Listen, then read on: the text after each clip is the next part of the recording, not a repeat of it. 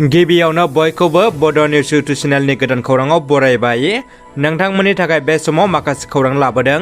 भिडिअखौ जोबजासे नायलांनो दाबाव आरो चेनेलाव गोदानब्ला अन्नानै साबस्क्राइब खालामना बेल आइकनआ अलाव होनानै ला आरो भिडिअखौ लाइक कमेन्ट शेयार खालामनो गुरै खावलायबाय। दानिया फैदो दिनैनि खौराङाव। गिबि खौराङाव दङ जोबोद गोजोनथाव खौरां। मणिपुराव खुंफुंजानाय खेल' इन्डिया वुमेन स'सियेल लीग 2022आव क'क्राझार जिल्लानि बामुनखरा गामिनि पत्रिका नार्जारिया सिलभार मेडेल देरहासारनो हादों। मख'नो गोनांदि बे गेलेनाय हाबाफारिया 22 नभेम्बरनिफ्राय 25 नभेम्बरसिम खुंफुंजादोंमोन। सौदी आरबिया हादरनि साफ्रोमबो फिफा बुहुम काप गेलेगिरिनो रल्स रयेल गारि अनथोब होबाय। फिफा वर्ल्ड कापआव लियनेल मेसिनि आर्जेन्टिना हादरखौ फेजेननायनि खुसियाव सौदी आरबियानि साफ्रोमबो गेलेगिरिनो गंफा दामि गारि अनथोब होबाय। सौदी आरबियानि राजाया साफ्रोमबो बुहुम काप गेलेगिरिनो रल्स रयेल्स गारिखौ अनथोब होबाय। आगुनि बाक्सा जिल्लानि सिङाव थानाय दमदमा दख'रा दुलाराय बर' फरायसा आफादनि बुंथिगिरि बिथां भाग्य दैमारिया पेरालाइसिस बेरामजों नाख्रेबजाना थानायखौ खौरां लाहैदों। बिटिसि एसेम्ब्लिनि बुंथिगिरि कातिराम बर' बिथाङा क'क्राझाराव गिख्रंथाव अर खामनाय जाथाय। क'क्राझार सोहोरनि साखाथियावनो थानाय बागिचा मुंनि गामिनि आब्दुल कादर मण्डलनि गंसे भारा होग्रा न'आव गिख्रंथाव अर खामदों। अर खामनायनि जाउनाव बागिचा गामिनि गंद' भारायाव थानाय नखरफ्रा सिलिंखार जायो।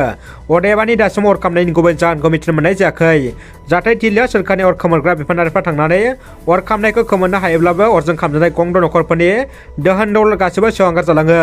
मख'जाथावदि अर खामनानै सेवहांगार जालांनाय गंद' नखरफोरनि दोहोन दौलतनि बेसेना फ्राय 55 लाख रांनि समान जागोन होनना खौरांनि गेजेरजों फोरमायथिदों।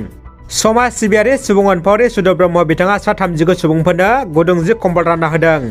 क'क्राझार जिल्ला सालाकाथि सातबिन्दो गामिनि थागिबि समाज सिबियारि सुबुं अनफावरि सुदेव ब्रह्म बिथाङा गावनि रांजों सालाकाथि हालामनि 1 नं सातबिन्दो गामि आरो फुकागाव दरनै गामिनि सा 39 निखावरि सुबुंफोरनो गुदुं जि कम्बल रानना होदों।